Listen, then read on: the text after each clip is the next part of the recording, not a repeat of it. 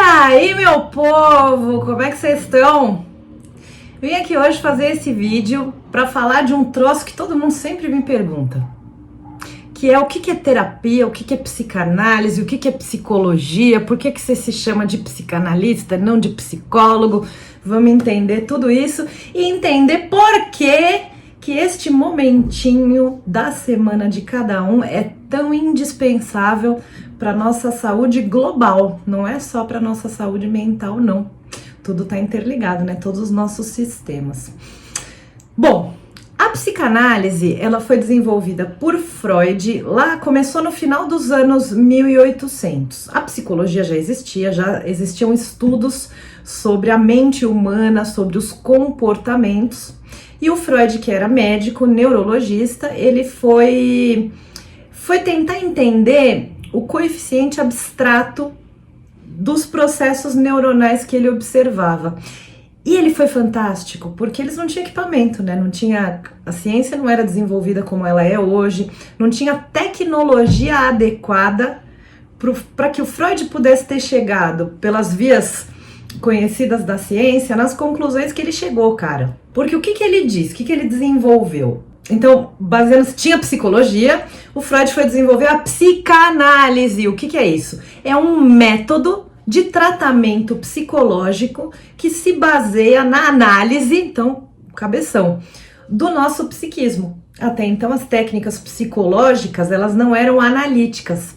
E essa é a grande diferença. A psicologia engloba a psicanálise, mas a psicanálise é um ramo, ela é um método de tratamento que é diferente. É diferente, por exemplo, daquilo que a gente chama de terapia cognitivo-comportamental, que ela é bem psicológica, mas ela não é analítica. E existem outros ramos da psicologia que também não são analíticos. O Freud, cabeção, gostava de análise. E o que ele disse? Ele disse assim, a psicanálise é a cura por meio da palavra. E em psicanálise, a compreensão é a cura. Então, o que ele quis dizer? Que quando a gente entende o nosso sintoma, quando a gente entende o nosso processo, a gente sara. E sara naturalmente, cara, é impressionante. Eu costumo comparar o trabalho psicanalítico com o trabalho de arqueologia. Quando eu era pequena, eu queria ser arqueóloga. Foi uma das profissões que eu tive vontade. Eu queria ser arqueóloga, detetive. Virei, né? Porque eu sou detetive dos mistérios da mente. Isso é fantástico. Eu amo o que eu faço. Mas o arqueólogo, o que ele faz? Ele acha lá, tá lá no sítio arqueológico e pum, desponta um objeto pré-histórico ali no chão. Ele achou, né? Em psicanálise isso já seria compreensão, eu compreendi. Mas o arqueólogo, ele não pode saber o que é aquele objeto até ele ir cavando e cavando. E tem que cavar com cuidado, né? Porque senão o negócio rompe e nunca mais você acha. Então você vai cavando, cavando, cavando com cuidado. Depois, quando você terminou, você ainda pega aquele pincelão para tirar o tantinho de areia, para você poder enxergar aquela coisa como um todo. Então eu tenho muito cliente que me fala, aí cliente, por que cliente e não paciente? Porque quem tem que ter paciência sou eu, pô. Eu sou a paciente. Brincadeiras à parte, os meus clientes. E o paciente também, a palavra paciente, ela também dá a ideia de que a pessoa tá doente. E a gente pode... Existem dois tipos de pensar isso. Eu posso virar aqui para vocês e falar assim, somos todos doentes e todos precisamos de tratamento psicológico. Mas a gente não precisa olhar para isso assim. A gente pode pensar que somos todos normais e que a normalidade precisa de tratamento, porque é chato pra caralho, isso é normal. Então, assim, todo mundo precisa de análise, porque todo mundo tem uma instânciazinha de censura na cabeça.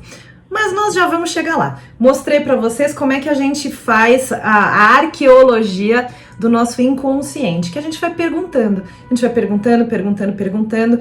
Se você faz análise e o teu sintoma ainda não passou, você fala, mas já sei por que eu faço isso. Um monte de gente me fala, já sei por que eu faço isso, já sei por que eu sou assim. Não tem mais o que descobrir. Se não sarou, é porque você não descobriu tudo. É porque você não cavou ali o objeto inteiro do jeito que ele podia ser cavado. E é assim que acontece a cura pela palavra. Porque é por meio da palavra. Então assim, ó o Freudão, o que ele não sabia? Ele não sabia o seguinte, que a fala está no hemisfério esquerdo. A emoção está no hemisfério direito.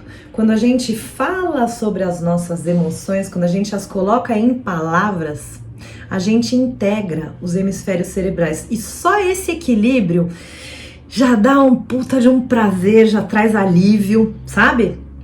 E é esse processo de colocação em palavras que faz com que a gente consiga pescar conceitos do inconsciente. Conceitos que até então eram abstratos, eram de outro nível, não estavam concretizados. E a gente não tem como analisar um dado que não é concreto. E é para isso que serve a amnésia. Então tem muita gente que me fala, pô, eu não lembro nada da minha infância. É voluntário, tem uma função você não lembrar. Tem o lance da amnésia e tem o lance da falsa memória também. Porque a gente tem uma instância sensora dentro da gente. Para quê? Para nos preservar, para nos separar de memórias que foram desagradáveis ou que foram angustiantes de alguma forma. Você pode reparar que a maioria das lembranças de infância que a gente tem, elas são totalmente idiotas. Vamos falar em português bom e claro? Eu tenho uma memória, por exemplo, eu bem pequenininha brincando com água numa bacia.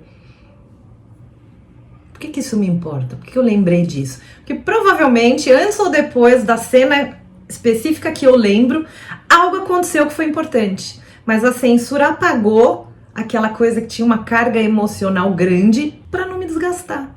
Então o princípio psicológico, ele é econômico. A nossa energia de vida que alimenta os nossos processos psicológicos, ela é finita, ela é restrita.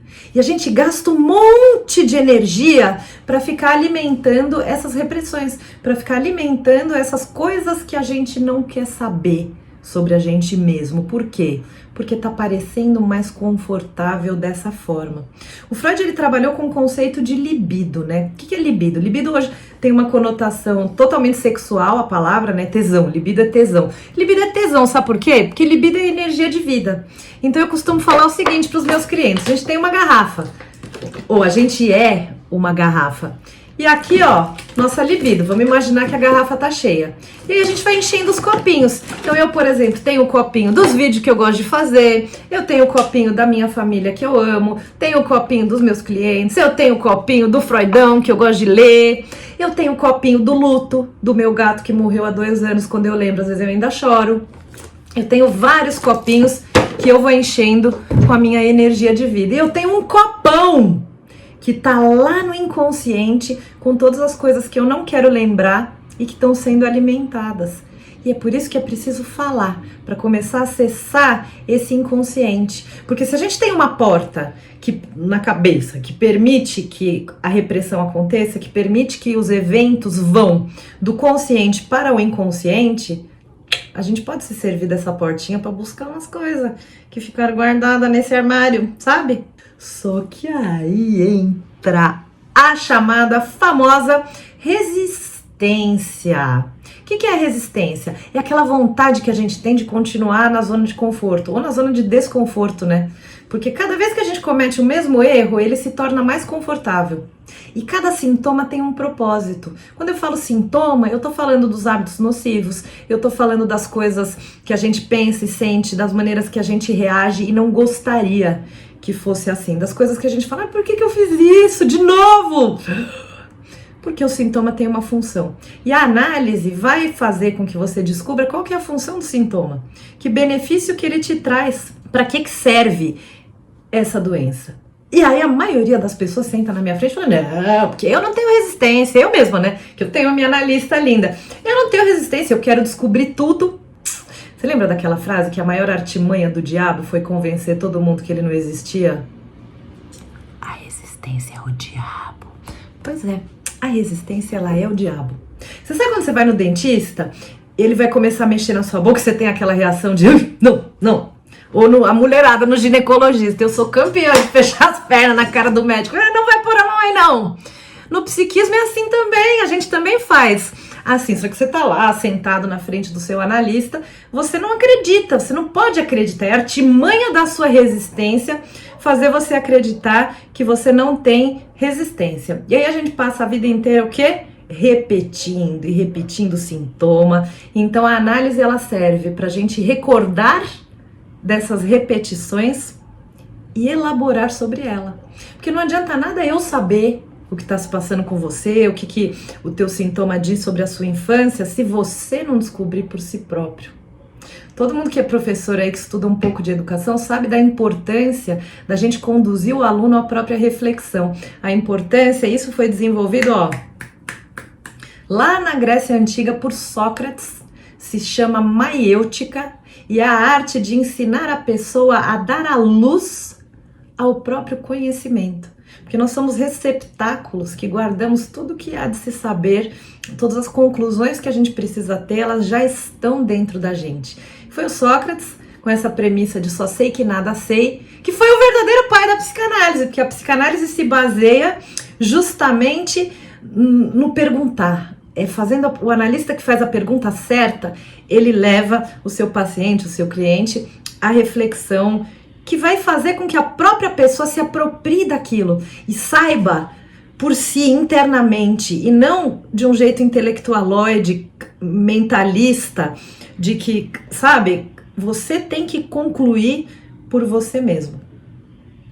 E a nossa personalidade também é consequência dos sintomas neuróticos que todos nós temos um pouquinho. Então acho que por hoje é isso, acho que deu para entender um pouco porque que a psicanálise se chama análise. E bora fazer então, que é mó gostoso. Quando a gente despressuriza a libido que estava presa no inconsciente, quando a gente solta e descobre a repressão que estava lá, parece que abriu a porta do ônibus, assim, ó. Dá alívio, gente, porque você liberou, você devolveu água para sua garrafinha, você devolveu energia de vida para o receptáculo principal. Então é isso, um beijo!